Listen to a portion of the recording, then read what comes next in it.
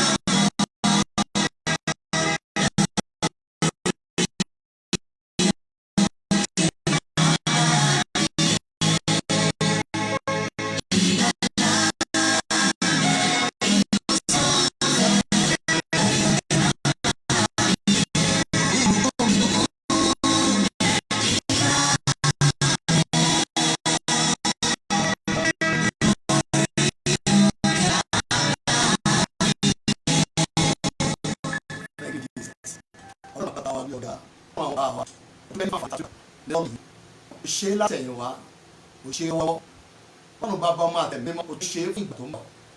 Ìwọ ọlọ́run àwọn bàbá wa, ọlọ́run ìgbàanì, ọlọ́run àpọ́stélì Joseph Ayọ̀délé Babalọ́lá, ìwọ ọlájúbà fún orí ọ̀fẹ́ àti àǹfààní ní orúkọ Jésù. Ọlọ́run wa gba ọpẹ́ wa, ẹ̀mí mímọ́ gba ọpẹ́ wa ní wákàtí lórúkọ Jésù. Olúwa rán ọ̀rọ̀ rẹ jáde sí wa. Ìwọ tó rán ọ̀rọ̀ rẹ tó sì mú wọn lára dá, tó sì gbà wọn kúrò lọ́wọ́ ìparun wọn. Ọ̀rọ̀ tí yóò gbà wá, tí yóò sì mú wa lára dá nínú àyànmọ́, nínú ìpín, nínú ìgbéyàwó, nínú okòwò, nínú ìdáwọ́lé rere ní orúkọ Jésù. Olúwa rán ọ̀rọ̀ náà sí wa. Gbogbo àwọn tó ń gbọ́ mi ní gbogbo àgbáyé lórúkọ Jésù, Olúwa bí ọwọ́ agbára lé wọn. Jẹ́ kí ayé wọn dìde, jẹ́ ká tẹ̀síwájú báyọ̀. Ògo rẹ kó di mímọ́, ẹ̀jẹ̀ Jésù Olúwa kó dà lé wa lórí, ìmọ́lẹ̀ Jésù kó tàn.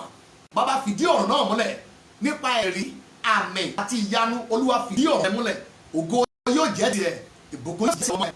Nínú àkókò yìí, bàbá ní orúkọ Jésù, jẹ́ kí ọ̀rọ̀ rẹ kan àgbáyé lára, jẹ́ kó wọnú orílẹ̀-èdè, jẹ́ kó wọnú ẹbí, jẹ́ kó wọnú ìdílé, jẹ́ kó wọnú ayé ènìyàn. Ẹ tún ayé wa ṣe, ẹ gbé wa ró padà. Bàbá jálè padà wá yìn ọ́ ní orúkọ Jésù Kristi Olúwa wa, amen, hallelujah. Mo kí gbogbo ẹ̀yin ọmọ Ọlọ́run gbogbo àgbáyé, pàápàá jùlọ ẹ̀yin bàbá mi, ẹ̀yin ẹ̀gbọ́n mi lọ́kùnrin, ẹ̀yin àbúrò mi lọ́kùnrin, ẹ̀yin ọ̀rẹ́ lọ́kùnrin ní gbogbo àgbáyé níbikíbi tí ẹ bá ti ń wò mí. Orúkọ mi lẹ́ẹ̀kan sí ni Timothy Ọbáfẹ́mi.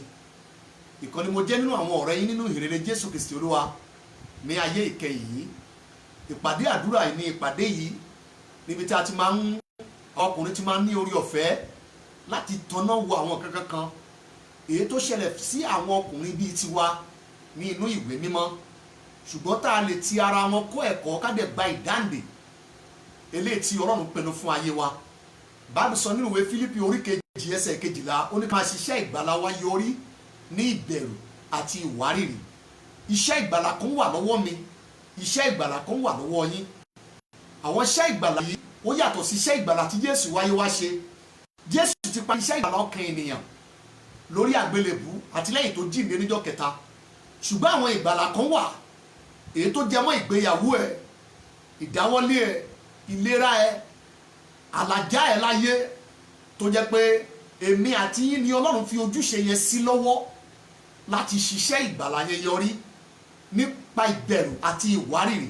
So nítorí náà a ò gbọ́dọ̀ jókòó tẹ̀tẹ̀rẹ̀ gẹ́gẹ́ bí ọkùnrin ká máa wo àyànmọ́ wa kí odò ayé dẹ̀ máa gbé lọ, ká máa wo àyànmọ́ wa bẹ́ẹ̀ ni pé ṣe la ọ̀rọ̀ ayé wa, aráyé wa, ìpinnu ọ̀run lórí wa gangan. Mo ti ṣàlàyé lórí ẹ̀ ní ọ̀pọ̀lọpọ̀ ètò wa sẹ́yìn, ìpinnu tí Ọlọ́run nílé wa lórí, pàápàá àwa tá a jí ọkùnrin.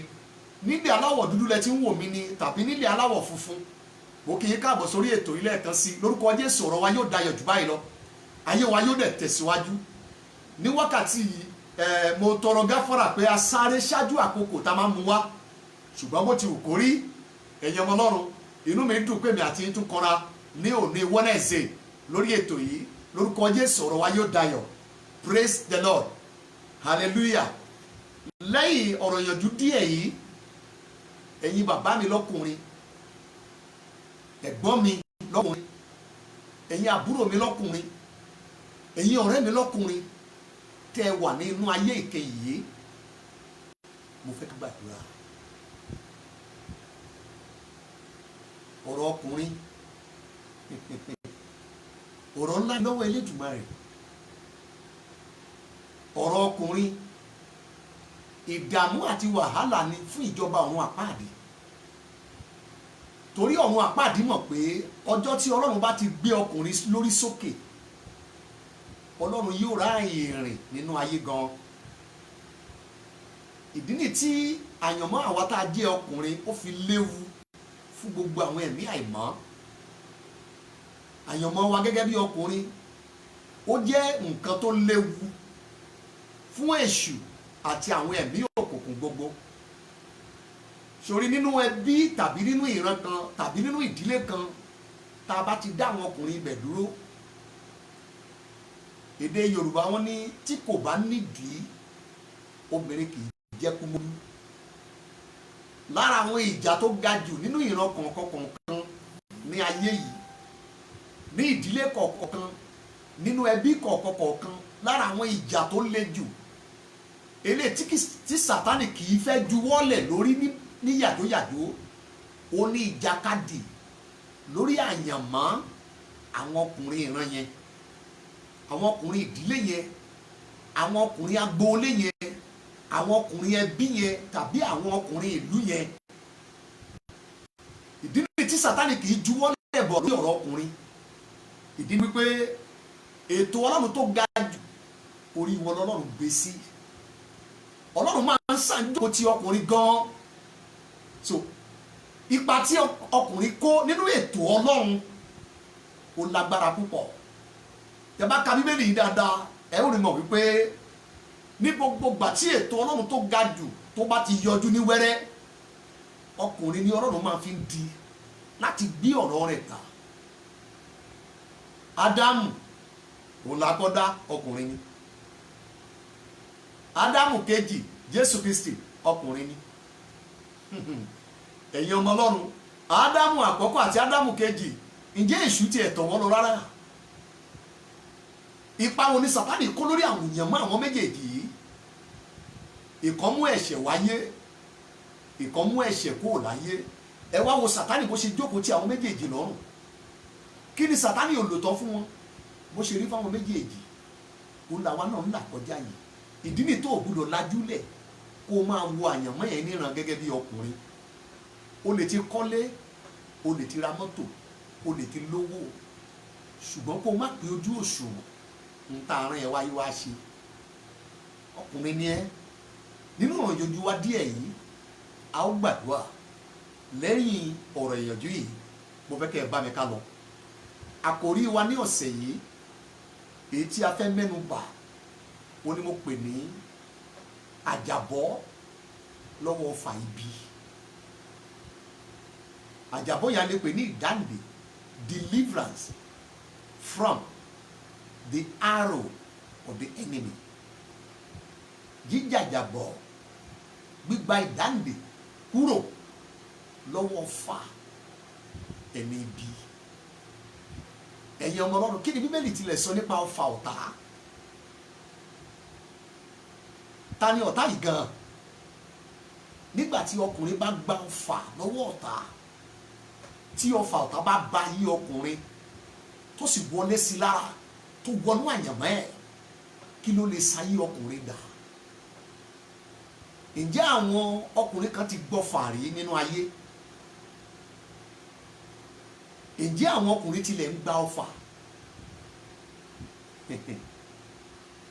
Àwọn wo ni Sátánì ń múra lẹ̀ fún láti ta ọfà láyé? Ǹjẹ́ àwọn ọkùnrin kan wà tí wọ́n ti pàdé ọfà ẹni ibi rí? Ẹ jẹ́ sáré wo ọ̀rọ̀ Ọlọ́run. Mo sì fẹ́ káwọn ọkùnrin tá a wà lórí ètò yìí ká jàjàbọ́ nípa agbára àdúrà. Bíbélì wípé Olúwa yóò yọ wá kúrò nínú iṣẹ́ búburú gbogbo. yóò sì gbà wá, yóò gbé wa dénú ìjọba rẹ̀ ọ̀run. Timothy kejì orí 4 ẹsẹ̀ 18 2 Timothy 4:18. Olúwa yóò yọ wá kúrò, ìtumọ̀ nípa àti kó sí, ṣùgbọ́n yóò yọ wá. A gba òǹdè lọ́wọ́ alágbára, ìtumọ̀ nípa òǹdè ti kó sọ́wọ́ alágbára tẹ́lẹ̀tẹ́lẹ̀, ṣùgbọ́n ìlérí wà wípé a ó gbà á kúrò. Ìjẹ́ ọfà ọ̀tá ti wọlé sí ẹ lára? Kí ni ọ̀tá ta lọ́fà? Torí pé ó ń bá ẹ jà. Àwọn wo ni ọ̀tá gbé kalẹ̀ láyìíká ẹ ká máa ta ẹ ní ọfà? Níbo ló yà sí rí tó ti forí kó ọfà? Irú ọfà wo ló ta sí ẹ? Ọjọ́ wo ló ti ta ẹ lọ́fà? Ìjẹ́ ọfà kan wà láàgọ́ ara ẹ tí Sátánì ń gbomirin tó gbé pamọ́ síbẹ̀ tó ti di ọjọ́ ẹ, èyí tí yóò wá pàṣẹ fún pé kó bẹ̀rẹ̀ iṣẹ́ láyé ẹ. Ìjẹ́ tí ọ̀tá bá tani ní ọfà, ṣé ọkùnrin lè jàjàbọ́ lọ́wọ́ ọfà ọ̀tá? Nínú ìwé Genesis orí 49, Genesis 49, ẹ jẹ́ ká wo ẹsẹ̀ 22 ẹ̀. Genesis 49 from verse 22. Joseph ó ní ẹ̀ka eléso púpọ̀. Jacob ló sọ nípa àyànmọ́ Joseph níbí. Gbogbo ẹ̀yin olùka Bíbélì lẹ́tí lóye tí mò ń sọ. Genesis 49 from verse 22. Joseph ní ẹ̀ka eléso púpọ̀. Ẹ̀ka eléso púpọ̀ ní ẹ̀bá kànga, kò sọ pé ní ẹ̀bá odò. Irú eléyìí tí wọ́n fi àwáwé. Ó là ó dàbí igi tí a gbìn sí etí ipa odò tó ń sèso ẹ̀ lákòókò ẹ̀, ewé rẹ̀ kì yóò sì rẹ̀, ohunkóhun tó bá ń ṣe ni yóò máa ṣe déédéé. Bọ̀ bùrọ̀dá tá ń sọ̀rọ̀ rẹ̀ yìí, ẹ̀bá kànga ó ní gbòǹgbò tí ẹ̀ wà. So kànga yàtọ̀ sí odò. Àyànmọ́ Joseph ó ní Jacob tó jẹ́ bàbá ẹ̀ tó mẹ́nu bà níbí. Bàbá yẹn ti fẹ́ jáde láyé. Ó wá pe àwọn ọmọ ẹ̀ òní kan wá pé ẹ wá wo bí ọjọ́ ọ̀la yín yóò ṣe rí. Ẹ má wulẹ̀ lọ gba àwẹ̀, ẹ jẹ́ kí n sọ bí ó ṣe rí fún yín lọ́la. Ohun tẹ́ ẹ máa dàré, ohun tẹ́ ẹ máa jẹ́rìí. Ó ti bẹ̀rẹ̀ sí ní mú wọn sọ́bọ̀ látòrí àkọ́bí tí wọ́n pè ní Rúbẹ́nì. Nígbà tó dé orí Joseph, ẹ wo ohun tó sọ nípa ọjọ́ ọ̀la ẹ̀. Verse 22. Joseph ní ẹ̀ka eléso púpọ̀. Ìyẹn ni pé ayé brọ́dà yẹn máa wà. Wọ́n sì tafà sí i, wọ́n sì kórìíra ẹ̀. Bí àyànmọ́ ọmọkùnrin ṣe lárinrin tó, bó ti dùn tó, ìṣeniláàánú tó wà níbẹ̀ lélẹ́yìí, àárín àwọn ọlọ́fà ló gbé dàgbà. Àárín àwọn agbára tó ń ta àfà tọ̀sán tòru, ibẹ̀ ni Joseph gbé dàgbà. Ó mà ṣe o. Àárín àwọn ìkà tó ń lo ọfà lọ́sàn-án lóru, àárín wọn ni ọmọ ológo yìí tó gbé dàgbà. Àwọn táfàtáfà ta ọfà sí, àyànmọ́ tó lárinrin ló tó wà lórí ẹ̀, but àárín àwọn tó ń ta ọfà, ibẹ̀ ni Joseph gbé dàgbà. Bíbélì tèmi yìí sọ fún mi wípé wọ́n ta ọfà sí, wọ́n bà á nínú jẹ́, ìtumọ̀ ni pé wọ́n bà á láyé jẹ́. Ẹni tá a bà nínú jẹ́, a bà á láyé jẹ́ ni. Ẹni tá a bà nínú jẹ́, ṣe la dojú ayé ẹ̀rú, a bà ti ẹ̀jẹ̀ ni. Bíbélì wípé àárín àwọn tafàtafà lọ́mọkùnrin yìí wà, wọ́n ta ní ọfà, wọ́n sì bà á láyé jẹ́. Orí ògo ló gbé wáyé, orí àyànmọ́ ńlá ló gbé wáyé, orí ìsọdí ńlá ló gbé wáyé, orí àpèsìn ló gbé wáyé látọ̀run. But àwọn kankan wà tí ènìyàn lágbára lé lórí tó jẹ́ pé naturally yóò kàn ṣẹlẹ̀ sí ìyàn láyé yìí. Fún àpẹẹrẹ, kò sẹ́ni tó wà láyé yìí tó yan bàbá àti ìyá tí ó bí, kò sí. Number 2, o ò lágbára lórí ẹbí, inú ẹbí tá a bí ẹ sí, o ò lè yàn wọ́n, wọ́n bí ẹ sínú ẹ̀ ni. Kò lágbára lórí Jacob bàbá ẹ̀ àti ìyá tó bí Rákélì, àwọn ló bí sáyé. Ẹ wá wọnú ẹbí tán bí sí ilé ológun. Ó gbórí ògo wáyé, ó gbórí àyànmọ́ wáyé, ó gbórí ìsọdínlá wáyé, orí àpèsìn, orí tí gbogbo orílẹ̀-èdè àgbáyé ń bọ. Òní Joseph gbé wá sáyé. Kàyéfì ìbẹ̀rẹ̀ lẹ́yìn, ọmọ yìí inú ẹbí tó ń bí sí, inú ẹbí táwọn ọlọ́fà ti pọ̀, ibẹ̀ náà bí sí. Mi ò mọ ibi tí wọ́n bí wọn náà sí o, ṣùgbọ́n ọkùnrin tá à ń sọ̀rọ̀ rẹ̀ yìí, àárín àwọn ọlọ́fà bíbélì pé wọ́n ní tafàtafà àwọn tó ń lo ọfà òkùnkùn àwọn tó ń ta ọfà òkùnkùn àárín wọn la bí Jósẹ́fù sí pẹ̀lú orí ògo tó gbé wá sáyé yìí bíbélì pé wọ́n ta ní ọfà wọ́n sì bà ní ayé jẹ́. Genesis 49 verses 22 and 23 bó ṣe rí fún Jósẹ́fù ń gbà yẹn ẹ máa bá mi ká lọ yẹ àyànfẹ́ nínú ìwé Psalm 11 ìwé orin Dáfídì orí ẹlẹ́ẹ̀kọkànlá ẹja wo sí ìwé mímọ́ wí Psalm 11 and verse 2 sáà kíyèsí ọkùnrin kan rè ló ń gbàdúrà níwájú Ọlọ́run ó ní Olúwa ò bá jẹ́ kíyèsí àwọn èèyàn burú ti fa ọrùn wọn lé wọ́n ti fi ọfà sùn ní ojú ọ̀sán kí wọn kí ó lè tà á ní òkùnkùn kì í ṣe sí ọlọ́kàn búburú ṣùgbọ́n sí ọlọ́kàn dídúró ọlọ́kàn dídúró ni Jósẹ́fù ọlọ́kàn dídúró ni ọmọ nọ́mbà 11 yìí nínú ilé olórogún ọmọ ọlọ́kàn dídúró ni ohun tí Dáfídì pè ní ọlọ́kàn dídúró yìí òun ni mo pè ní ẹni tó gbórí ògo wáyé ẹni tó gbé ìràwọ̀ ògo wáyé ẹni tó gbé àyànmọ́ ńlá wáyé ṣùgbọ́n Dáfídì wá ń gbàdúrà ó ní Olúwa ẹni tó gbórí ògo wáyé yìí ọlọ́kàn dídúró yìí ó ti bọ́ há sáàrin àwọn tafàtafà bíbélì pé wọ́n prepare ọfà wọn ní ojú ọ̀sán pé tí ológun yẹn bá ti wọlé sùn lálẹ́ kí wọ́n lè ta ní ọfà láàárọ̀ ọjọ́ kejì káyé ẹ̀ sì bàjẹ́ ó ní wọ́n ti fi ọfà wọn sùn ní ojú ọ̀sán wọ́n ti prepare ló ń jẹ́ bẹ́ẹ̀ ká lè lọ ta lóru ẹgbẹgbẹ̀rún ọkùnrin láyé ló ti fòru gbọ́fà bíbélì wípé àwọn ọfà kan wà tó ti rìn ní ọ̀sán tó ń fò ní ọ̀sán gangan ìwé Psalm 91 wípé Olúwa yóò gbà wá lọ́wọ́ ọfà tó ń fò ní ọ̀sán gangan àtọ̀sán àtòru làwọn tafàtafà wọ̀nyí ni wọ́n ń ta ọfà kí ni mò ń gbìyànjú láti sọ dáàdì mi ẹgbẹgbẹ̀rún ọkùnrin láyé lẹ́nìí ló gba ọfà ní ọ̀sán gangan wọ́n dẹ̀ gba ọfà ní ọ̀gànjọ́ òru báyìí wípé wọ́n ti set wọ́n ti prepare ọfà yẹn ní ọ̀sán wọ́n fẹ́ ta sí ọkùnrin tó gbórí ògo wáyé wọ́n fẹ́ ta sí ọkùnrin tó gbé àyànmọ́ wáyé ọ̀pọ̀ ọkùnrin tó gbórí ògo wáyé lẹ́nìí ọfà ló bà wọ́n láyé jẹ́ ọfà ló dà wọ́n láyé rú ọfà ló fọ́ ilé wọn dànù ọfà ló sọ wọ́n dológo àná ọfà ló sọ wọ́n dẹni tó ń jẹ gbèsè ọfà ló sọ ẹlòmíì dá láìsàn aláàárẹ̀ wọn kì í ṣe hospital títí dọ̀la ọfà ló sọ ẹlòmíì dẹni tí wọ́n kó bá ọkùnrin ní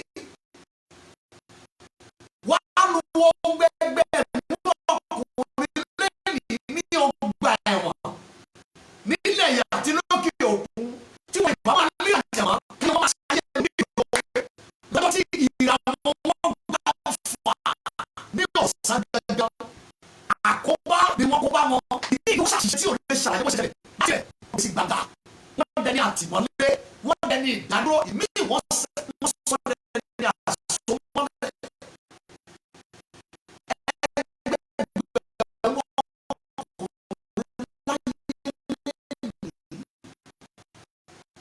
ní orí ògo wọn ti gbà ọfà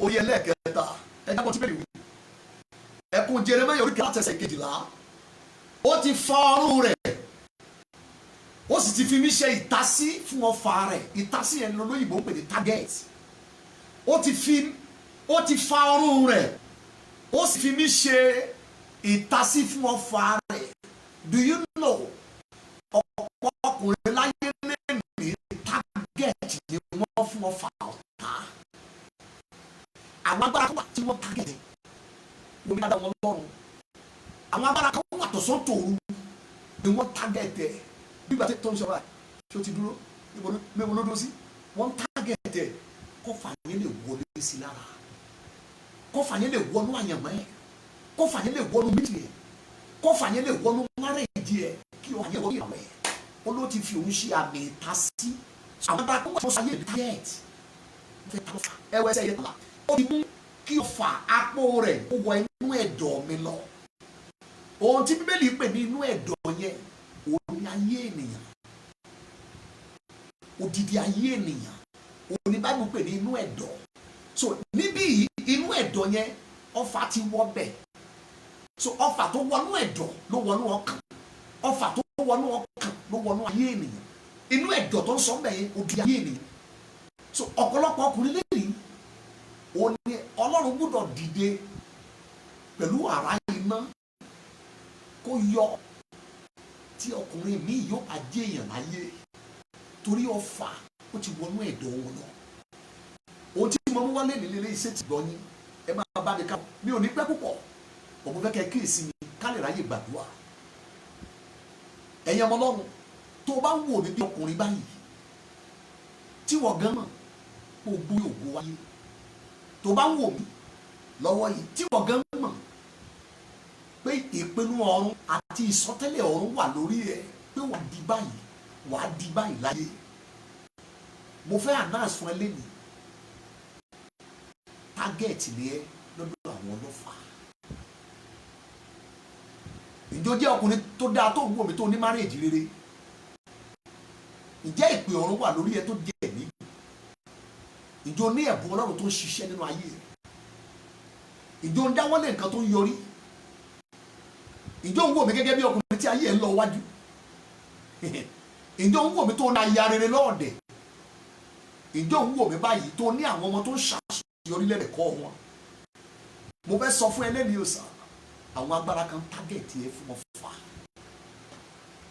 ìjọ ń wò mí tí ọwọ́ ẹ bú sówó láàárọ̀ ọjọ́ ọkùnrin ìjọ ń wò mí òun lé nǹkan ọwọ́ ẹ dẹ̀ ń tó òun lé nǹkan ọwọ́ ẹ dẹ̀ ń ka òun lé nǹkan ó dẹ̀ ń lè bá láyé ní rere tágẹ̀tì ni ẹ lọ́dọ̀ àwọn ọlọ́fà wò mí dáadáa bọ̀dá mi oríṣiríṣi àwọn ọfà kan wà tí mo fẹ́ dẹnu lẹ́yìn ní méjì mẹ́ta lọ́jọ́ tó bá ti wọnú ayé ọkùnrin lọ́jọ́ tó bá ti wọnú àyànmọ́ ẹ̀ lọ́jọ́ tí ayé ọkùnrin bá ti gbá àfà yẹn wọlé wọ́n á bà láyé jẹ́ number one ọfà kan wà tí mo pè ní ọfà iṣẹ́ àfọ̀ṣẹ ọfà iṣẹ́ àfọ̀ṣẹ nínú Ezekiel chapter 21 verse 21 Ezekiel 21 Bíbélì sọ fún mi pé ọba Bábélì ó dún ní oríta ìyànà méjì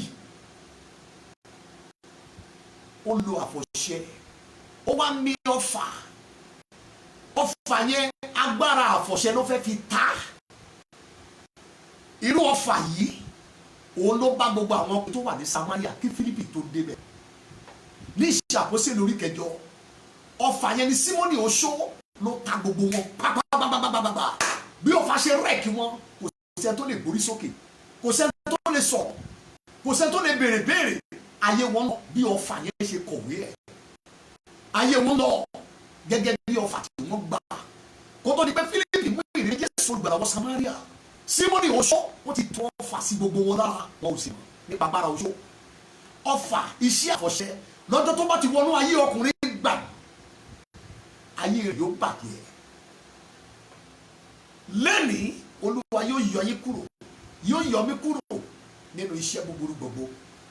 Number 2 ọfà kan wà tí mo pè ní ọfà iṣẹ́ ẹ̀tàn ọfà iṣẹ́ ẹ̀tàn nínú ìwé Gálátíà orí 3 ẹsẹ̀ 1 ẹ̀yin aláìronú ará Gálátíà ta ni àtàn yìí jẹ ìtọ̀jẹ yẹn olóyìnbó pè ní bewitchment another version of the Bible ó pè ní seduction ṣe ni wọ́n tọ̀ wọ́n manipulate wọ́n mesmerize wọ́n tàn wọ́n tọ̀ wọ́n jẹ́ ọfà iṣẹ́ ìtàn ni ọfà máa ń wọlé sínú ayé èèyàn bí iṣẹ́ ìtàn òun ló wọnú ayé gbogbo ọkùnrin tó wà ní Gálátíà gbogbo ayé àwọn ọkùnrin tó ti yẹ ò dáa bí Paul ṣe débẹ̀ ó ní ẹ ti gbọ́fà ta ni àtàn yín jẹ kẹ má ṣe gba ìrere bọ́mọ́ ọfà yẹn wọlé sí wọn lára agbára yẹn tún ọfà sí gbogbo ayé àwọn ọkùnrin Gálátíà ó tó lára kí Paul apostoli tó gbé ìjáde dé ẹ̀yẹ wọn ọfà yẹn bá Sámsónì lọ́jọ́ sí wọ́n sọ fún ìyàwó ẹ̀ wọ́n ní tàn ibi tí agbára rẹ̀ gbé wá seduction ó ní ẹ̀rí láti mú alágbára ẹ̀tàn ó ní ẹ̀rí láti gbé ọfà wọ́n ní sí Sámsónì lára bó ti rí nígbà náà ẹgbẹgbẹ̀rún ọkùnrin lónìí ó ní ọfà ti wọlé sí lára nípa iṣẹ́ ìtàn ẹgbẹgbẹ̀rún ọkùnrin lónìí kò yọ àwọn ìránṣẹ́ Ọlọ́run lẹ́ o ní ọfà ti wọlé sílẹ̀ alẹ́ nìsà nípa agbára iṣẹ́ àfọ̀ṣẹ iṣẹ́ oṣó àti àfọ̀ṣẹ. ẹ̀yẹ ọmọ náà mo fẹ́ ká gbàdúrà nígbà tó bá ti wọlé sáyé ọkùnrin wọ́n yọ ìran ẹ̀ méjèèjì. alágbára tó dòmìnira tẹ́lẹ̀ yóò dẹni tá a dè àsomọ́lẹ̀ kí ló fà á ọfà iṣẹ́ ẹ̀tàn ó wọlé sí máyàmá ẹ̀. ọfà kẹta tí ọkùnrin náà jà nípa bọ́ọ̀lù gbà ọfà kẹta olóògbé ní ọfà iṣẹ́ àgbèrè ọfà iṣẹ́ àgbèrè ọ̀pọ̀ ẹgbẹgbẹ̀rún ọkùnrin láyé ló ti forí ko ọ̀tá ti lo eléyìí láti tú ọfà búburú sáyé ẹgbẹgbẹ̀rún àwọn akọni èèyàn akọni ọkùnrin alágbára ọkùnrin ẹni tí Ọlọ́run ti yàn bí adarí ẹni tí Ọlọ́run ti yàn bí ipò òkè ẹni tí Ọlọ́run gbé sí àgbáyé lé lọ́wọ́ ọ̀tá ti tọ́fà gbèrè sí wọn lára ọfà yẹn ti wọlé alákàrà tó pọ̀ ó do níṣu àkàrà kan. ìwé òwe 6:26 the book of Proverbs chapter 6 and verse 26 bíbélì pé nípa àgbèrè obìnrin ọkùnrin yóò do níṣu àkàrà kan níṣẹ́ ni àgbèrè máa ń reduce glory aṣọ kékeré asúkì ògo tó tóbi a sì súkì aṣọ di kékeré nípa àgbèrè obìnrin òun ọkùnrin fi ń di oníṣu àkàrà kan ọfà yìí ló ba Solomoni lọ́jọ́ sí ọgbọ́n dàbí irin òkun àgbèrè súnkì ó sọ di wèrè ó sọ dọ̀gbọ̀ ó sọ dìgbà títí tí ọ̀dà fi wọlé sí lára Solomoni ò mọ̀ wọ́n ti tú ọfà sí lára ìjẹ́ mẹ́yẹ gbẹgbẹ̀rún ọkùnrin láyé lè nìsà èyí tí ọfà ti wọlé sí lára wọn ò lè kógo jà mọ́ ògo tó tóbi tí ayé tẹríba fún àgbèrè tún súnkì ó di kékeré Olúwa yóò yọ wá kúrò nínú iṣẹ́ búburú gbogbo. Number 4 ọfà kẹrin ó ní mo pè ní ọfà iṣẹ́ èdì tàbí iṣẹ́ àṣàsí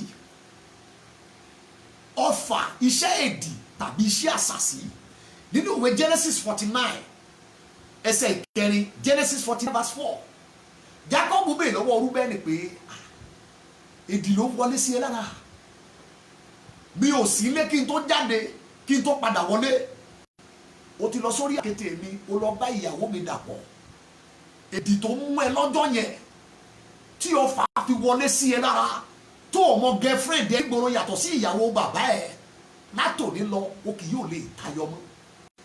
Genesis 49 and verse 4 ọfà yìí ló barú bẹ́ẹ̀ni Genesis 49:4 ọfà èdì ọfà àṣàsí tí ò jẹ́ kó mọ ìyàwó yàtọ̀ sí ìyàwó bàbá ẹ̀ ọfà èdì àti ọfà àṣàsí tí ò jẹ́ kó mọ girlfriend ẹ̀ tó ní ìgboro yàtọ̀ sí ìyàwó bàbá ẹ̀ títí wọ́n fi sọ ọlá kúrò lára ẹ̀ wọ́n ká ọlá kúrò lára ẹ̀ ìtayọ fayé ẹ̀ sílẹ̀ títí ó fi jáde láyé Rúbẹ́nì ò tayọ mọ́ ẹgbẹgbẹ̀rún ọkùnrin láyé lẹ́nìsà ó ní ọ̀tá ti ta ọfà èdì ọfà àṣàsí téèyàn fi lọ ń bá ìyá ìyàwó èèyàn dàpọ̀ mo ti pàdé ọkùnrin tó sọ fún mi pé actually ìránṣẹ́ Ọlọ́run ni ó júwe àwọn méjèèjì fún mi àti ìyá àtọmọ ó ló bá àwọn méjèèjì dàpọ̀ kò pẹ́ sígbà yẹn ló fayé lẹ̀ kò parí iṣẹ́ tá a rún ìpè àti òróró ajíhìnrere àgbáyé ló wà lórí ẹ̀ èdì tó mú tó wọlé tọ̀ yá àtọmọ lẹ́ẹ̀kan náà wọ́n ká ìpè kúrò lórí ẹ̀ ẹ̀yin ènìyàn àgbáyé ẹ̀yin ọkùnrin ẹja gbàdúrà ọ̀pọ̀ ọkùnrin lè ní ọfà yìí ọfà èdì ọfà yìí ló máa ń ti ọkùnrin ṣàṣìṣe tí kì í ṣe yanjú mọ́ ọfà yìí ló máa ń ti ọkùnrin sì sọ tí wàhálà sì bá ọfà yìí ló máa ń mú kí ọkùnrin gbé ìgbésẹ̀ òdì adẹ̀gbé ọjọ́ ọ̀la ẹ̀ a sì gbé wọlé ọfà yìí ló máa ń jẹ́ kí ọkùnrin gbé ìgbésẹ̀ òdì ìyà yóò sì di àwọn ọmọ àtìyàwó ẹ̀ lẹ́yìn ikú ẹ̀ ẹ jẹ́ kí èsàrà ẹ̀yàn ọlọ́run àwọn tafàtafà sì bà nínú jẹ́. Number 5 ọfà kan wà tí mo pè ní ọfà iṣẹ́ ẹ̀rù ọfà iṣẹ́ ẹ̀rù nínú ìwé àwọn onídàájọ́ orí keje Judges chapter 7 and verse 3 Olúwa sọ fún Gídíónì pé 32,000 tó kó wá yìí lọ kéde fún wọn pé ẹni tẹ́rù bá ti ń bà kò ní ṣe kó lọ sógun nìkan padà láàrin 32,000 22,000 ẹ̀rù ń bà lẹ́ẹ̀kan náà wọ́n dẹ̀ padà sílé wọ́n ti hámára ogun wọ́n ti dira ìjà, wọ́n ti ní nǹkan èròjà lọ́wọ́, akọ́ṣẹ́mọṣẹ́ jagunjagun ni wọ́n, ṣùgbọ́n lọ́jọ́ tí ẹ̀rù wọnú ayé wọn bí ọfà, wọ́n drop out. Ọ̀pọ̀ ìlépa ló ti bọ́ lọ́wọ́ ọkùnrin ní ìlérí nítorí ẹ̀rù. Ìgbésẹ̀ rere tí ẹlòmíì bá parí láyé kó tó fayé lẹ̀, ẹ̀rù ló já kíní yẹn gbà lọ́wọ́ rẹ̀. Wọ́n ta lọ́fà ẹ̀rù, ó drop assignment ẹ̀, ọfà ẹ̀rù bá, ó drop ministry ẹ̀, ọfà ẹ̀rù bá, ó drop future ẹ̀, ọfà ẹ̀rù bá, kò lè parí eré ìjẹ́ ẹ̀, ó di drop out nínú àyànmọ́. Ìjọ máa ń bẹ̀rù assignment tó wà lọ́wọ́ ẹ̀, assignment tó wà lórí ẹ̀, òun tó ní kó wá di yípa nínú ayé mi as a man. Ṣọ́ra bíbélì wípé àwa kò gba ẹ̀mí ẹrú láti bẹ̀rù, àwa kò gba ẹ̀mí ẹrú láti máa bẹ̀rù. Paul sọ fún wọn jọ bíbí orí bá wọn àwọn pé ṣe jọ wọn ti bẹ̀rù jómijòkè ni wọn ò lókun, ẹ̀rù máa ń bà wọ́n. Paul débẹ̀ òní ẹ má sì jẹ́ kí ọ̀tá kó dẹ́rù bà yín ní ohunkóhun, nítorí eléyìí ní àmì ìparun wọn. Ẹ̀rù nípa Timothy níjọ Éfésù torọ́ mọ̀ pé òrìṣà ńlá ní àgbáyé ìlú Éfésù ló wà.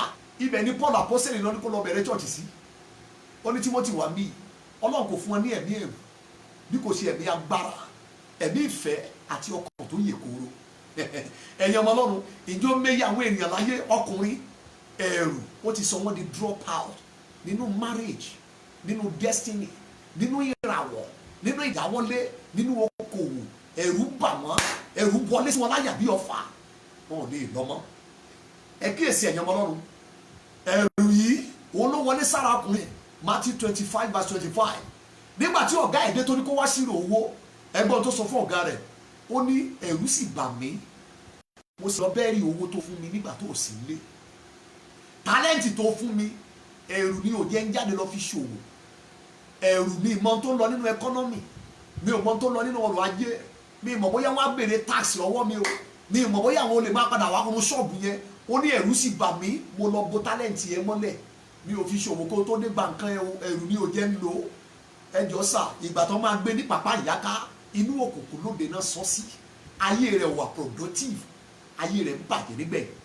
Níṣe ni ọfà bí ẹ̀rù ó máa sọ ayé ọkùnrin di yẹ́lẹyẹ̀lẹ.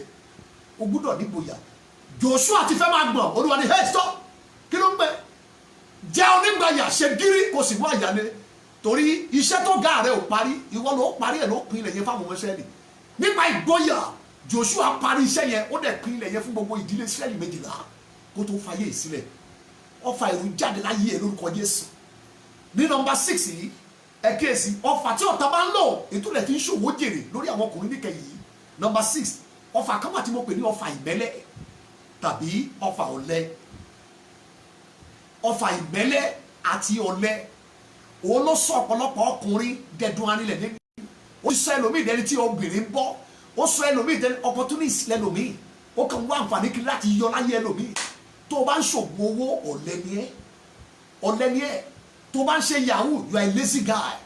Àwọn tó yọ̀lẹ jù láyé làwọn 419, wọn ò lè ṣiṣẹ́. Tó o bá lọ dàpọ̀ mẹ́gbẹ́ olè kó lè máa rọ̀bù àwọn èèyàn, ọ̀lẹ ló ṣe ẹ́. Ọkùnrin ni ẹ̀ náà, tó o bá mọ̀ pé wọ́n rán ẹ wáyé tó ojú ọkùnrin, lọ tọwọ́ bọṣẹ́, lọ tọwọ́ bọ iṣẹ́ kiri tó wà legitimate, lọ ṣiṣẹ́ tó fi ọmọlúwàbí hàn ní pátárà àti tẹ̀mí káyé jẹ́rìí ẹ̀. O lè fẹ́ lẹ́ẹ̀kí ní kò má tà, o lè fẹ́ lẹ́ẹ̀kejì kò má tà, o lè fẹ́ lẹ́ẹ̀mẹ́ta lẹ́ẹ̀mẹ́jẹ lẹ́ẹ̀mẹ́jọ ń gbà mí kò má tà. Dìde padà síbẹ̀, ayé yóò pàtẹ́wọ́ fún ẹ torí pé ó padà dìde, ṣùgbọ́n ayé ò ní pàtẹ́ fún ẹ torí pé o ò try, o ò gbìyànjú rárá. Ìdí nìyẹn yẹn mọ́nu, tó bá jẹ́ ọkùnrin o ò gbúdọ̀ jẹ́ ọ̀lẹ. Nígbà tí Paul dé ìjọ Róòmù, ló bá rí àwọn ọkùnrin bẹ̀, àwọn ọ̀lẹ rèé. Ní Róòmù orí 12 ẹsẹ̀ 11, ó ní ní ti iṣẹ́ ṣíṣe ẹ má ṣe ṣọ̀lẹ. Àwọn ọkùnrin bẹ̀ ń ṣọ̀lẹ, àwọn ọ̀lẹ ló pọ̀ jù níjọ Éfésù. Ní Paul apostoli ó kọ lẹ́tà sí wọn, bí ẹ bá ń bá lọ báyìí ayé yìí máa skátà. Ní ti iṣẹ́ ṣíṣe ẹ má ṣe jẹ́ ọ̀lẹ, torí ènìyàn tó jẹ́ ọ̀lẹ àyànmọ́ rẹ̀ ò ní darí èèyàn, wọ́n darí ayé ẹ̀ tí yóò fi jáde láyé ni. Ìdí ni tó ń láti pa kìtì mọ́lẹ̀, o gbọ́dọ̀ jẹ́ ọkùnrin tó jẹ́ alápọn. Ìwọ fi ẹni tó fi àìsìmẹ́lẹ́ ṣiṣẹ́ fi hàn mí, kò ní dúró lábúlé, kò ní dúró lágbègbè, kò ní dúró ní gbèríko, yóò dúró níbi àwọn èèyàn ńlá lágbàáyé, torí ó jẹ́ ẹni kì í yọ̀lẹ̀. Má jọ oúnjẹ obìnrin sùn kó ló relax, má lọ jẹun tí ó pa ẹ́. Ọ̀lẹ ló mú kọkùnrin mi máa jọ oúnjẹ lóúnjẹ, ọ̀lẹ ló mú kẹ́lòmí máa gbó lọ́wọ́ ìyàwó ẹ̀ ṣáṣáṣá, ọ̀lẹ ló mú kẹ́lòmí ní pátá àti tẹ̀mí kò wà productive, is a lazy man. Òun láti gba àdúrà kí o fa ìgbẹ́lẹ́ kó jáde nínú ọpọlọ ẹ. Laziness can be mental, laziness can be spiritual, laziness can be mental. Actually, the highest form of laziness nínú ayé ọkùnrin jù ó ní mental laziness. Ẹlòmí ò lè ronú, ẹlòmí ò ní capacity láti gbé ìrònú tó lè mú kó yanjú ìṣòro kalẹ̀. Ìdí nìyí nígbà tí ọ̀tá bá ti paralyze mentally, he has really finished you. O gbọ́dọ̀ jẹ́ ọkùnrin tó jẹ́ ọ̀lẹ. Ààrẹ wáyé, ẹni tó gbogbo wáyé ni ẹ, o dẹ̀ gbọ́dọ̀ lajú ẹ lẹ̀ kọ́ta ta ẹ lọ́fà ìmẹ́lẹ́. Number 7, ọfà kan wà tí mo pè ní ọfà àìní. Ọ̀tá máa ń lò láti sọ ayé ọkùnrin dẹ́dùn arinlẹ̀. Ọ̀tá máa ń lò láti bàyàn mọ́ ọkùnrin jẹ́. Ọfà àìní, ọfà àìní. Ọ̀tá máa ń lò ní ọ̀pọ̀ ọgbà láti sọ Ọlọ́run dèké lórí ayé ọkùnrin, láti mú kí ìlérí Ọlọ́run kó lọ sí dustbin lórí ayé ọkùnrin, nítorí wọ́n fi àìní bàjá. Nínú ìwé Hosea chapter 4 verse 6, popular verse kan wà ń bẹ̀, gbọ́ àwọn èèyàn kì í kíyèsí ọ̀rọ̀ kan pàtó láàrin yẹn.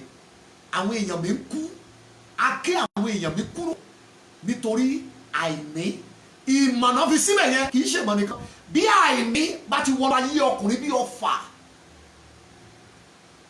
ó parí. Ọ̀tá yóò yẹ̀yẹ́. Ìdí ni tí ọkùnrin gbọ́dọ̀ pa kìtì mọ́lẹ̀, ó gbọ́dọ̀ bá àìní jà nínú ayé ẹ̀. Àìní máa ń fàyàn ọmọ ọkùnrin ṣòfò ni. Àìní ó máa ń fi ìràwọ̀ tí ọkùnrin gbé wáyé a sì fi tọrẹ.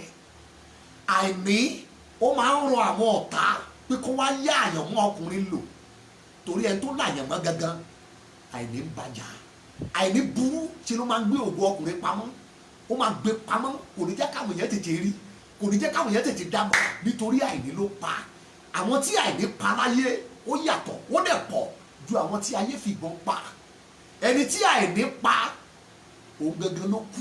Sórí lè tó fi ìbọn pa kò kú, kì í ṣe òun gangan ló kú. Ẹni tí àìní pa òun gangan ló rí lè jáde láyé.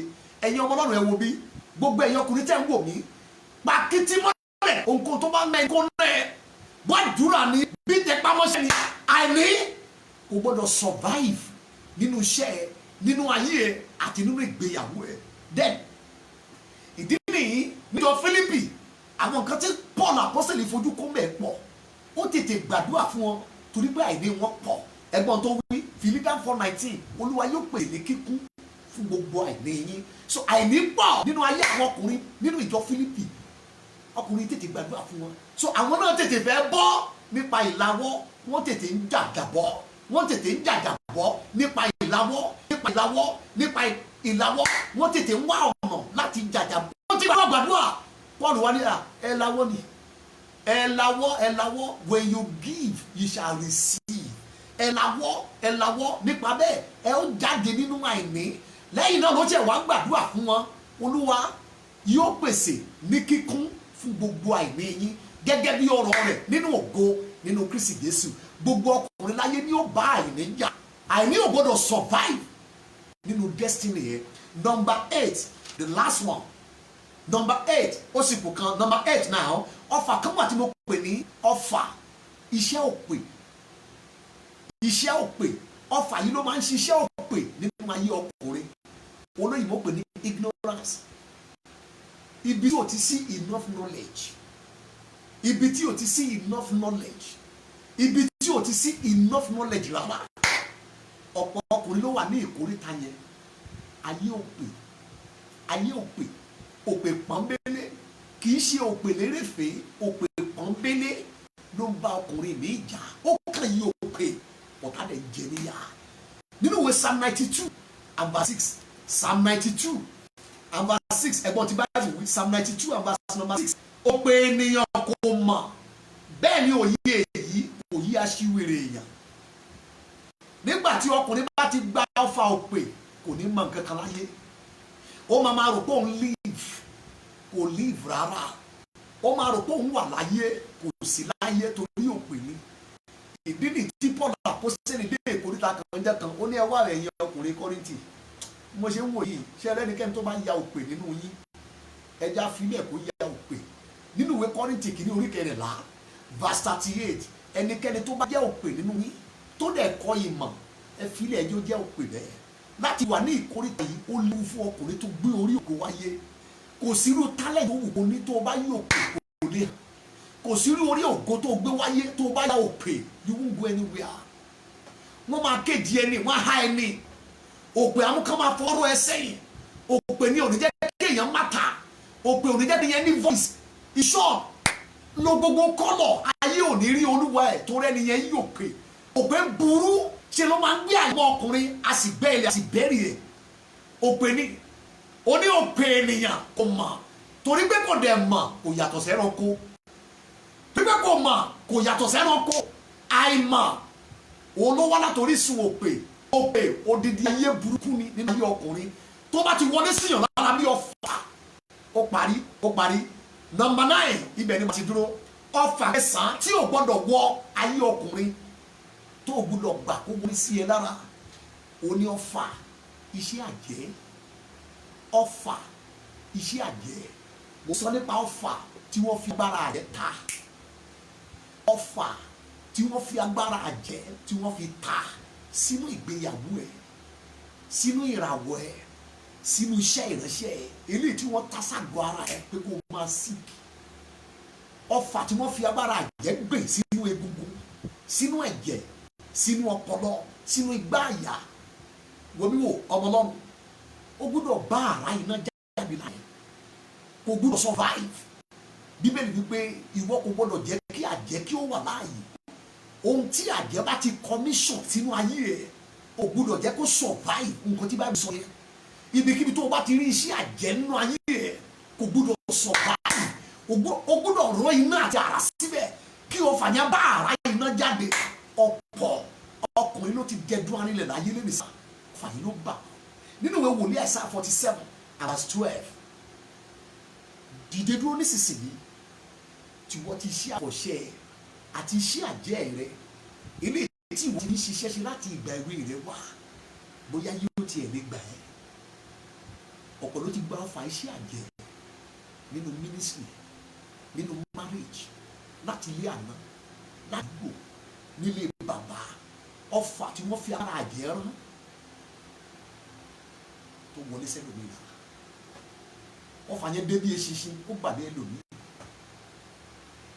ọfà yẹn ló yọ sẹ́lòmíì lójú àlá bí ajá bí ológbò ọfà yẹn ló yọ sẹ́lòmíì lójú àlá bí ẹyẹ àná ọfà yẹn ló rọdé bí ẹlòmíì lójú àlá tí wọ́n dún ajú ẹ̀ bí màlúù kò sì mọ̀ bí ọfà ayé ló dé ọ̀pọ̀ ọkùnrin ló ti gbọ́ fà bẹ́ẹ̀ ọ̀tá òjò ń lọ mọ́ arákùnrin níbo ló ti ọfà mẹ́sẹ̀ẹ̀sán tí mo mẹ́sàn yìí ewu ló jẹ́ nínú àyẹ̀mọ́kùn ọfà mẹ́sẹ̀ẹ̀sán tí mo mẹ́sàn yìí lọ́jọ́ tó bá ti wọnú ìpín tàbí kádàrá ọkùnrin láyé yóò dé lòdì ẹ wo bí ẹ̀yin bàbá mi ọ̀pọ̀ wa la ń gbàdúrà ọfà yìí ló bá ẹlòmíì dàgbà ọjọ́ alẹ́ kò dà tọrọ jẹ ọfà yìí ni ò jẹ́ kí márèjì ẹlòmíì rújú ìta ló ń wò tó rò gbógun ti dé fún ohun tó ń ba ilé ẹ̀jẹ̀ inú àgọ́ ara ẹ̀ náà gbé sí ọfà yìí ló sọ ẹlòmíì tó ní bàrà lọ́jọ́ alẹ́ ọfà yìí ẹgbà mi gbọ́ òun ló sọ ẹlòmíì di ìránṣẹ́ ìyàwó ìránṣẹ́ àwọn àbúrò ìránṣẹ́ àwọn ọ̀tá ẹ̀ ọfà yìí ni wọ́n gbé sínú ayé ẹlòmíì sá ẹni tàì tó bá ti fẹ́ ṣe kò ń bọ́ lóore ìṣẹ̀lẹ̀ kan yóò ṣẹlẹ̀ yóò mú kó yàgbára ọfà yìí náà gbé sínú ayé ọkùnrin mi bí ire bá ti ń bọ̀ lọ́dọ̀ ẹ̀ ìṣẹ̀lẹ̀ kan yóò ṣẹlẹ̀ kìíní èyí ò dúró ní bí ọ̀bẹ tẹ́lómi ò fi gbé ọfà yìí òun ló wà lára ẹlòmíì gbogbo ibi tó wá ti dé àpá ni gbogbo ibi tó wá ti dé máa ṣiṣẹ́ gbogbo ibi tó wá ti dé máa commit mistake tí wọ́n á tún lé kúrò bẹ́ẹ̀ a máa yẹ lẹ́nu pé ọfà yìí ló ń kọ́ máa parọ́ mọ́ ẹlòmíì ohun tí ò ṣe ohun tí ò jí wọn ló jí òun ló ṣe ọkùnrin kan sọ fún mi lọ́jọ́ kan ó ní kí n dẹ̀ máa wo báǹkì ló ti ń ṣiṣẹ́ pẹ̀lú ẹkún mo ní kí ló ṣe ń sàn ó lóun ò bá wọn jáde ó ní gbogbo sísẹ̀ tó fi ń jí owó àwọn kọ́sọ́mà ní báǹkì ló ń mọ̀ ó lóun ò bá lọ́wọ́ sí pẹ̀lú gbogbo wọn ṣe ń ṣe bẹ́ẹ̀ òun gángan láàrin rí wọn bẹ́ẹ̀ wọ́n dẹ̀ fún ní sack letter títí dọ̀la kò mọ ìdí ìdìbò ẹ̀yin ọmọ Ọlọ́run. Mo pàdé ọkùnrin kan ní last year, mo fẹ́ lè máa sunkún fún for many years tó ti ń ṣiṣẹ́ bank. Gbogbo àwọn colleagues ẹ̀ pátá ẹlòmíì ti ní ìgbélékè onípele mẹ́ta ó dẹ̀ lórí ibi tó wà wọ́n promote ẹ̀ lẹ́yìn àdúrà ọjọ́ mẹ́ta ló ṣẹ̀ṣẹ̀ wá padà wá. Ó máa yà yín lẹ́nu, ẹni tó bí ló ń bá ní ọ̀fà. Ó ṣe ń ṣe dáre no àti ọbẹ̀ Elédùmarè. Lẹ́yìn náà ni wọ́n ṣẹ̀ wá gbé fáìlì fún promotion, ṣẹ̀ṣẹ̀ wá bẹ̀rẹ̀ lẹ́yìn ọ̀pọ̀lọpọ̀ ọdún tí wọ́n ti promote àwọn ọ̀rẹ́ colleague níbi iṣẹ́ lẹ́ẹ̀mẹ́ta ọ̀tọ̀. Wọ́n dẹ̀ fi orílẹ̀ síbẹ̀ nítorí ọ̀fà wà nínú ayé ẹ̀. Ọmọ Ọlọ́run tó ń wò mí níbo ló ti gbọ́ fà ọ̀fà kó gba iṣẹ́ ọ̀rọ̀ rẹ kó máa ṣe lágbára ẹ̀. Iṣẹ́ ọ̀rọ̀ rẹ kó máa ṣe lágbára ẹ̀. Ogbórí ògbó wáyé ìjọ wá láti ilé àwọn tafàtafà, ìjọ ń gbé láàrin àwọn tafàtafà. Ìyá àgbà wo ló gbé ọ̀dọ́ ẹ̀ tó tójú ọ̀fà pamọ́ sí ẹ lára? Ọ̀rẹ́ wo ló bá rìn tí wọ́n gbàgbé ọ̀fà sí ẹ lára? Ọ̀fà wo làwọn ẹ̀mí òkùnkùn wá ń bẹ̀ ẹ́ wò lórí òru nínú ayé ẹ̀ tí wọ́n ń yangàn tí wọ́n rẹ́rìn ní gbogbo ìgbà tó bá ń lọ church? Wọ́n ní èròjà àwọn wà nínú àgọ́ ara ẹ̀. Ọlọ́run gbogbo àwọn ọkọ ẹ̀ gbọ́dọ̀ bá ara iná jáde lára láyé ẹ̀ tó bá fẹ́ má tàbí ọkùnrin. Wàá rí ẹlòmíì tó ṣe iná fún ìhòòhò ni ó fi kẹ́yìn ayé ẹ̀ torí tó máa bà á láyé jẹ́ ọ̀tá ti tọ́jú ẹ̀ pamọ́ sáàdọ̀ ara ẹ̀. Ẹ̀yin àyànfẹ́ mo fẹ́ kẹ́ já gbàgbà. Ọ̀fà wo ló jẹ́ bí oúnjẹ lójú ayé tàbí lójú àná? Ta ló bá dàpọ̀ tí wọ́n gbàgbọ́ fà sí ẹ lára? Ta ló ràn ẹ́ lọ́wọ́ ṣùgbọ́n tó rò pé ìrànlọ́wọ́ ló fún ẹ? Ọ̀fà ló ta ẹ́. Ta ló rọ àlá fún ẹ tàbí ìran tí wọ́n ti pàṣẹ lẹ́ka ẹni ọ̀fà? Ta ló gbọ́ wọlé ẹ lórí? Níbo ni wọ́n ti fọwọ́ kan ìpín ẹ tí wọ́n sì kú ọ̀fà sí ẹ? Àwọn wo ló fagbára jùlọ hàn ẹ́ tí wọ́n dá ẹ lọ́lá ọ̀fà òkùnkùn pé kó má dìde mọ́? Àwọn ló ń bá ẹ ṣe competition pọ̀ tí wọ́n dẹ̀ wò pé ọ̀nà láti ṣáájú ẹ láti jù ẹ ní káwọn ta ẹ lọ́fà káwọn lè ṣáájú ẹ láyé. Àwọn wo ló ń fi ọ̀fà òkùnkùn ń jà ẹ lólè? Àmì wo ni wọ́n fi sí ẹ lára tó ṣílẹ̀kùn ayé ẹ fún ọ̀fà tó wọ́n láti ìta? Ọ̀fà wo làwọn ọmọ lẹ́yìn jọ máa ń pín?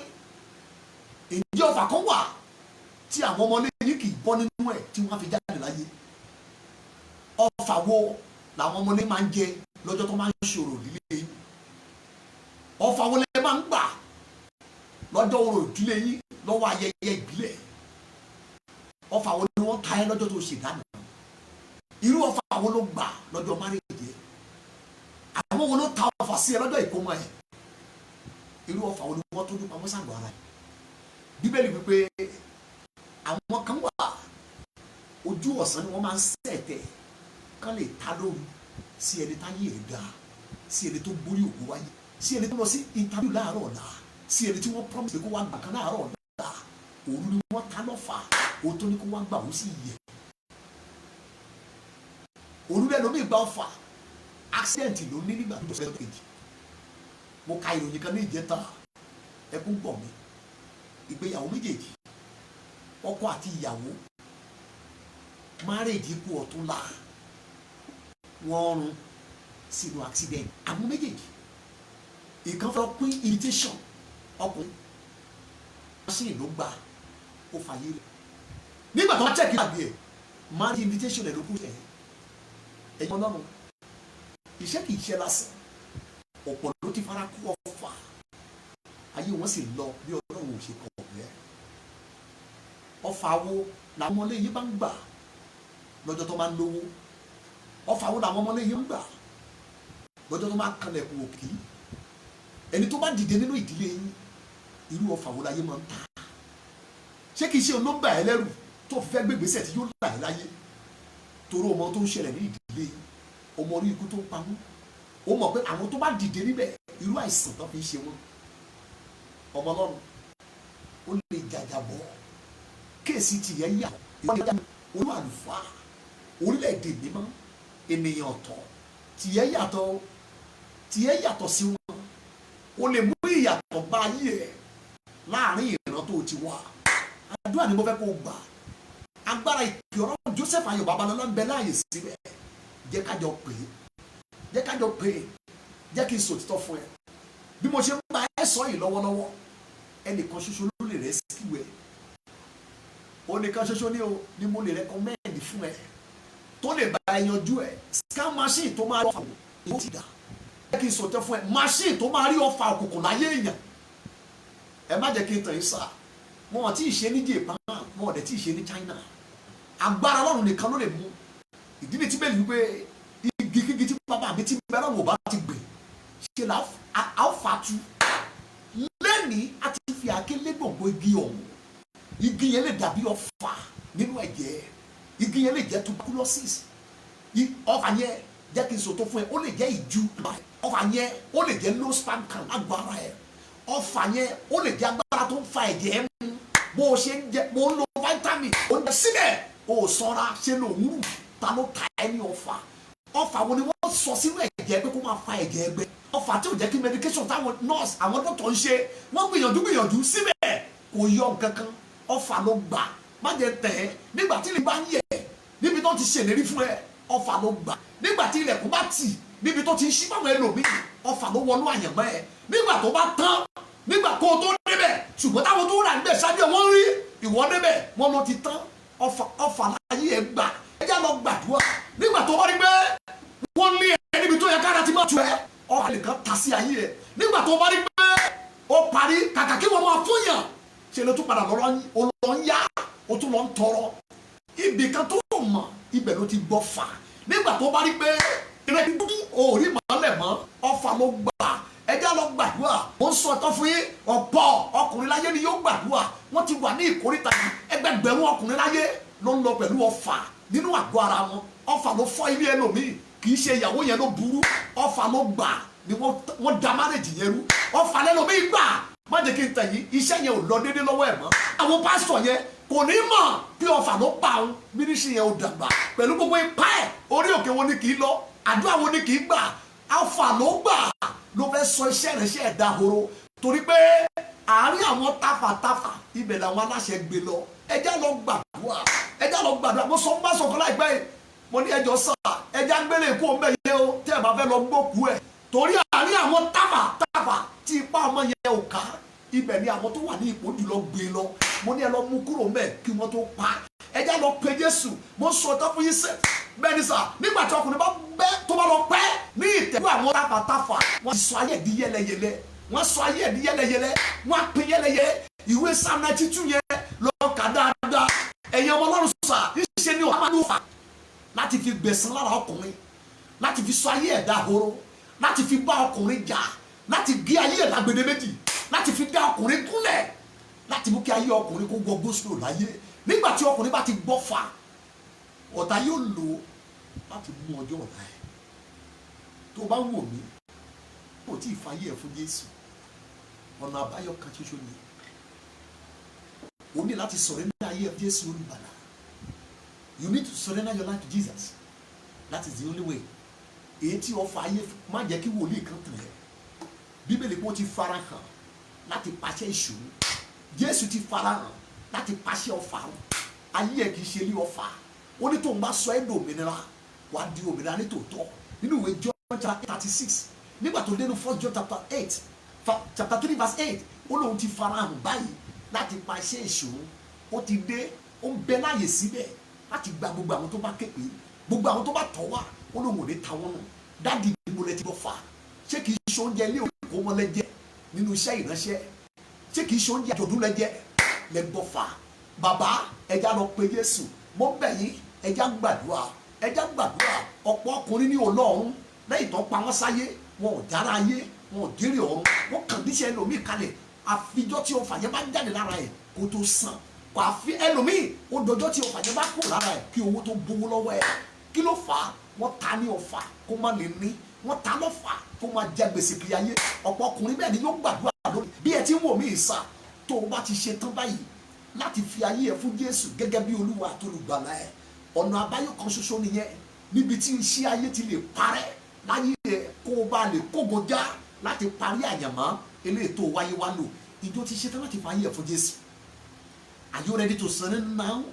Fún alágbára yìí Jésù Kristi olùgbàlà, ẹni tó wá sí ayé tó gbénú ayé yìí, wọ́n sì pa wọ́n sì sìn ní ìjọ kẹta wọ́n sì jíǹde. Ó ní mò ń sọ̀rọ̀ rẹ̀ fún ẹ, yọ̀ǹda ayé rẹ fún ọ̀nà àbáyọ kan ṣoṣo ni, kò sọ́gbọ́n míì tó lè rán. Gbogbo bí tó bá wọ́n á tún fi ẹrù kún ẹrù ẹni, òun nìkan ló gbójú bóyá ó ní ẹ wá sọ́dọ̀ mi gbogbo ìta dẹrù wọlé lórí.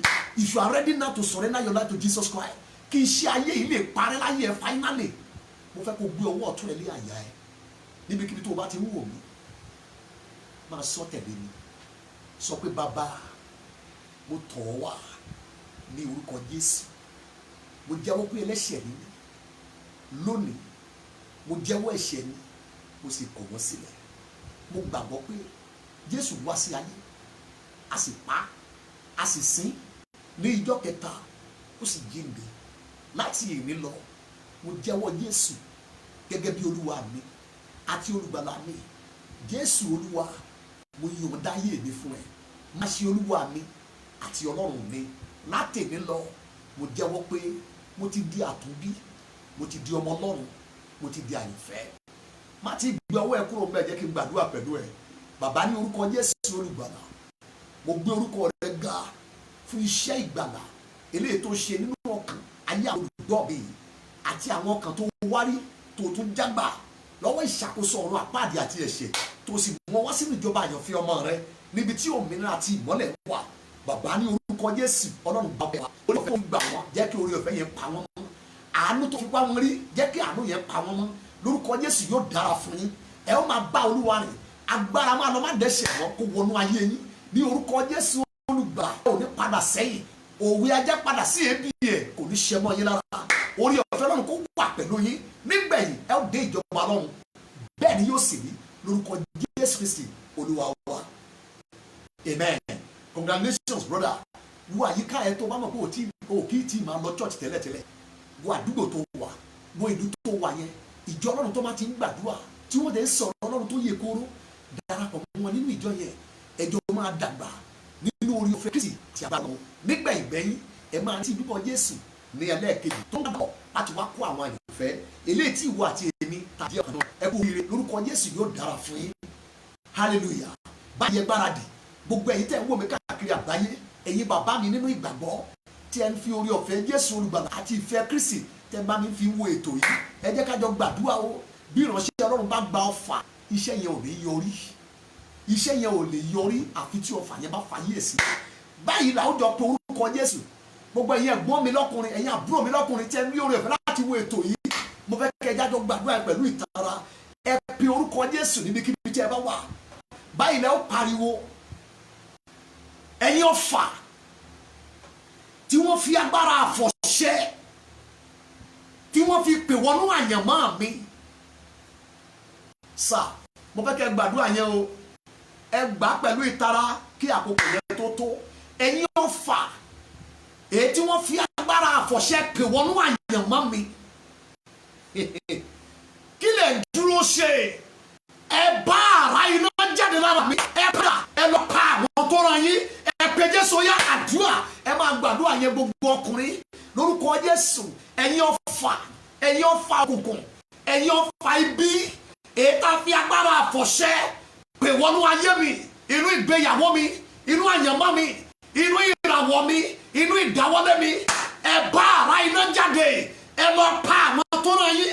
Ẹ bá ara iná jáde bẹ́ẹ̀, ẹ lọ pa àwọn tó ràn yín. Ẹ bá ara iná jáde, ẹ lọ pa àwọn tó ràn yín. Àkọ́pẹ́ nítorí èyí lọ́mọ Ọlọ́run farahàn láti pàṣẹ ìṣòro, iṣẹ́ ọ̀fà ayé nínú ayé mi tá a fi àfọ̀ṣẹ pè, tá a fi ara jẹ́ pè, tá a fi agbára ewé àtẹ̀gbò pè wọnú ìṣẹ̀dá mi ní orúkọ Jésù. Ẹ bá ara iná jáde, ẹ lọ pa àwọn tó ràn yín. Bẹ́ẹ̀ ni kò rí lórúkọ Jésù Kristi olúwa wa. Ẹ náwó ìsísírì yẹn àyànfẹ́. Dáàbì mo fẹ́ kẹ́ gba Ọlọ́run gbọ́ pẹ̀lú mi. Bólúwa ti ń bẹ tí ẹ̀mí ẹ wà, ìṣẹ́gun yóò yọrí sí fún yín. Ẹ náwó ìsísírì yẹn pẹ̀lú ìgbàgbọ́, ẹ máa ṣàmì. Mo dúró nípa agbára ẹ̀jẹ̀ Jésù olùgbàlà. Bàbá, ọ̀rọ̀ rẹ wípé olúwa yóò yọ wá kúrò nínú iṣẹ́ búburú gbogbo, yóò sì gbé wa nínú ìjọba rẹ̀ ọ̀run. Ẹni tí ògo wà láé àti láéláé. Bó bá rí bẹ́ẹ̀, mo tẹ́ pé Jésù olùgbàlà mo sọ̀rọ̀ àṣẹ Jésù wa nínú agbára ọ̀rọ̀ yìí ọfà àwọn ẹni bí ọfà òkùnkùn ọfà àwọn ìkà ọfà àwọn ọ̀dájú ọfà àwọn onílara ọfà àwọn ènìyàn búburú èyí tí wọ́n fi agbára àfọ̀ṣẹ tí wọ́n fi èpè àyájọ́ ọ̀fọ̀ ògèdè iṣẹ́ ẹbọ àti ètùtù nínú ìràwọ̀ ọfà ọ̀sán gẹ́gẹ́ ọfà ọ̀gànjọ́ òru èyí tí wọ́n program lòdì sí ayé ẹ márèjì ẹ ìdáwọ́lé ẹ àtàwọn ọmọ ẹ ní orúkọ Jésù kó bá àrá iná jáde kó lọ pa àwọn tó náà ẹgbà ìdáǹdè ẹgbà ìtúsílẹ̀ níbi tí ọfà ti jáde mo rán iná Ọlọ́run síbẹ̀ nínú ayé àti láyìíká àti ìdáwọ́lé ẹ ní orúkọ Jésù ẹgbà iná Olúwa alàjà súnkàn ẹ dìde kó o máa fọ̀hún dìde kó o máa sáré dìde kó o máa fò ayé ẹ gbéra sọ iṣẹ́ ẹ gbéra sọ márùn ẹ gbéra sọ ohun tá a dànù láyé ẹ kó gba àtúntò ọkùnrin yìí lọ ṣe rere lọ gba ìrànlọ́wọ́ ẹ ó yá lọ gba ilẹ̀ náà bẹ́ẹ̀ ni kò rí àdúrà ẹ gbà wà ní tẹsímọ́nì ó ti rí bẹ́ẹ̀ ní orúkọ Jésù Kristi Olúwa wa amen amen hallelujah ní agbára Ọlọ́run níjọ́ mẹ́jọ la tún bọ̀ lórí ètò yìí pàdé àwọn ọkùnrin ní ọjọ́ mẹ́jọ lọ́jọ́ Wednesday tó ń bọ̀ tí Jésù bá ti dé lẹ́ẹ̀kejì bákan náà ní agbára Jésù ní ọjọ́ Saturday láago 9 ìpàdé ẹtùsílẹ̀ ẹ jẹ́ kó máa lọ ó wà lórí afẹ́fẹ́ lójú òpó yìí náà ni kó tó dìgbà náà mo rán gẹ́lì oníṣẹ́ ìyanu sí ẹ ní orúkọ Jésù kan gbé ẹ nígbọ̀wọ́ ká bù ẹ láṣìírí ìrànlọ́wọ́ lé ẹ bá ògo di mímọ́ ó dẹ̀ ti rí bẹ́ẹ̀ ǹjẹ́ kó lè fẹ́ Jésù Olúwa wa ìfẹ́ ti Ọlọ́run ìdàpọ̀ tí ẹ̀mí mọ́ kó wà pẹ̀lú yín kó sì wà pẹ̀lú èmi náà ní orúkọ Jésù Kristi Olúwa wa amen. God bless you. God bless you.